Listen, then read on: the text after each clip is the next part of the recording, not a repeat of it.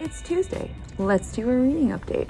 I am just over 50 pages into Annie and Her Wolves, and I'm really enjoying it.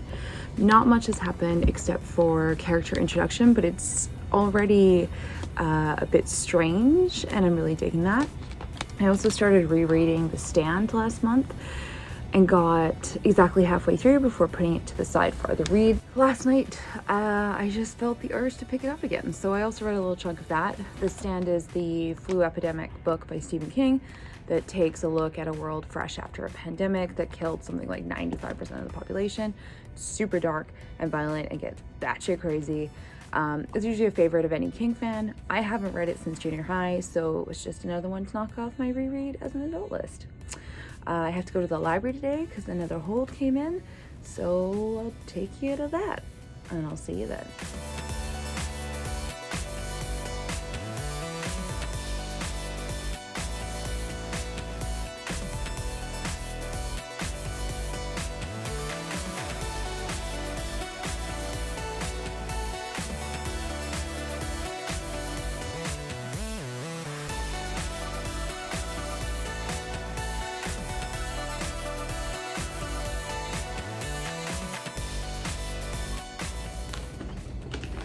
Library book picks. There was a surprise one I had forgot I put on hold, so that's exciting.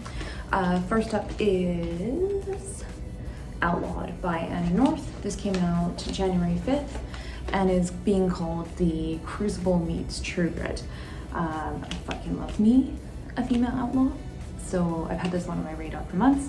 It follows Ada, who has been married for a year but unable to get pregnant. She joins up with a gang to make sure she doesn't get hanged for not producing a baby, because in this town, if you can't put out a baby, you a witch and they gonna hang you. The gang that she meets up with is determined to create a safe haven for outcast women like herself.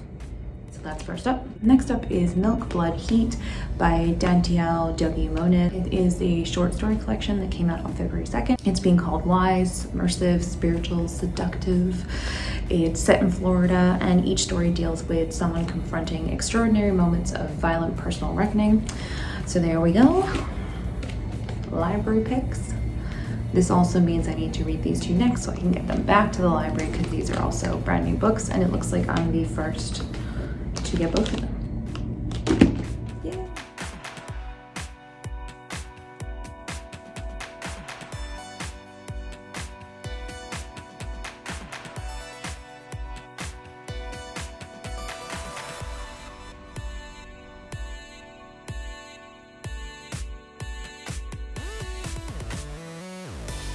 I ordered a bunch of new stuff for summer and it arrived today. Yay! So, clothing montage.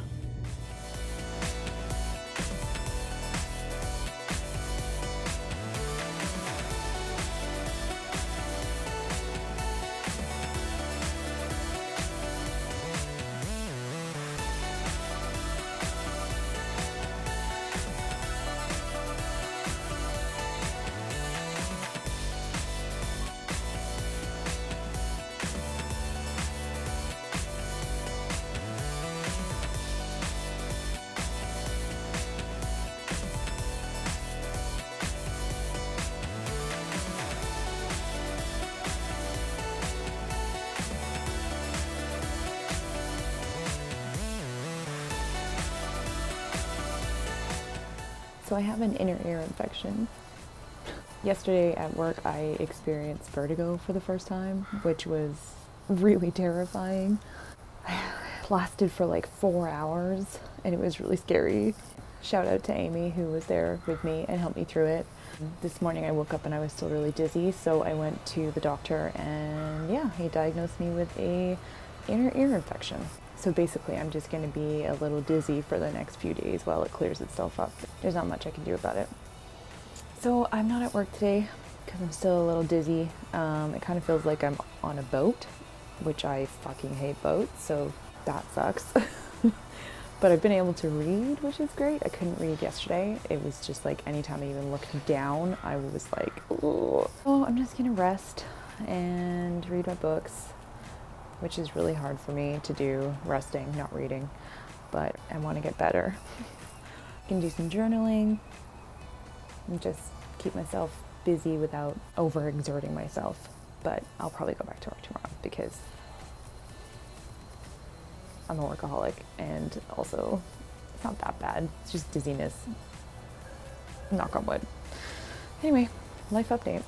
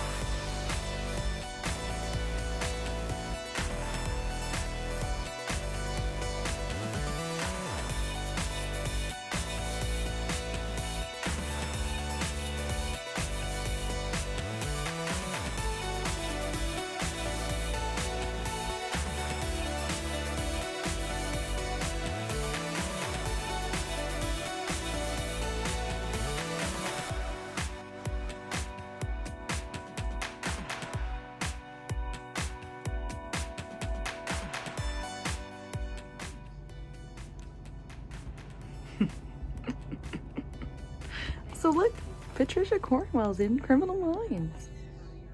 How exciting is that? Such a queen. So I decided I was going to just start this one and read one short story. And instead I've read over 50 pages. This is an incredible collection. Every story is better than the last. And this is her first book. Like, first book. Incredible. Amazing. Amazing. I'm loving this.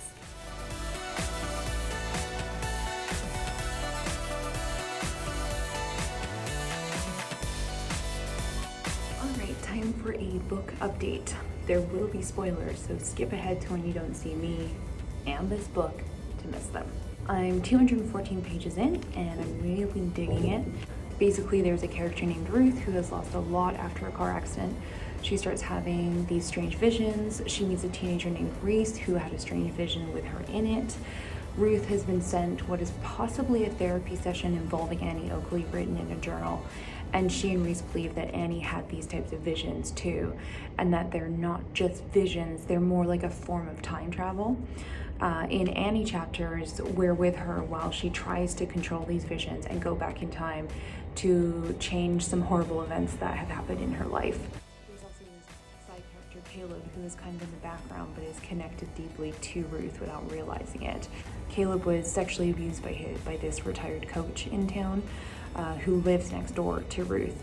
And we find out through Caleb that Ruth's sister, who committed suicide, was clearly also abused by this total creep. Caleb is clearly up to something, planning something against the coach, but he hasn't really entangled in Ruth's life yet, and Ruth has no idea about the abuse or why her sister killed herself. It's a fascinating read so far, and the writing is really well done. Considering we're jumping between character POVs and different points in history, it's really easy to follow, and I'm super curious to see how this all ends up. So there you go. Updates on Annie and the Wolves. So far this is shaping up to be a 5-star read, probably, maybe 4, but I'm leaning towards a 5. Yeah.